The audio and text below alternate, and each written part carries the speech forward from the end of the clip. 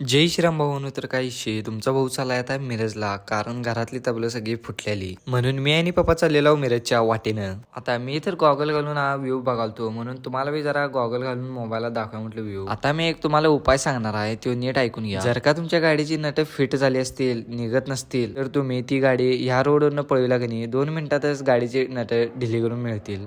असं गाडीची नट ढिली करून आम्ही येऊन पोहोचला होता मिरजमध्ये, आणि येऊन बघतो तर काय, हे दुकान होतं बंद. मग पप्पा इकडनं खिशातनं लगेच फोन काढलं आणि फोन लावून लगेच बोलवून घेतलं. मग तिने येऊन लगेच काम करायचं चालूच केलं. पप्पा इकडे काम चांगले करतो हिने बघाल तर, तोपर्यंत हे मामा येऊन कसं मन लावून बघायला बघा हिने पण. इकडे काम चालू होतं. पप्पा म्हणाले जरा नाश्ता करून या चल, म्हणून आम्ही मॉथेस्टी हॉटेलला आलो आणि नाश्ता करून घेतला. आता मी तुम्हाला सांगणार आहे सोप्या पद्धतीनं तबला कसा तयार होतो तो.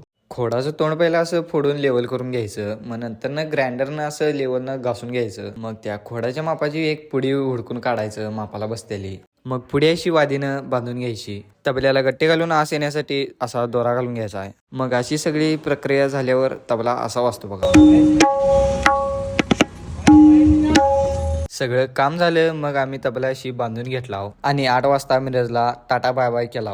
तर तुम्हाला बी हा व्लॉग आवडला असेल तर लाईक कमेंट शेअर करायचा आहे आणि फॉलो करायला विसरायचं नाही.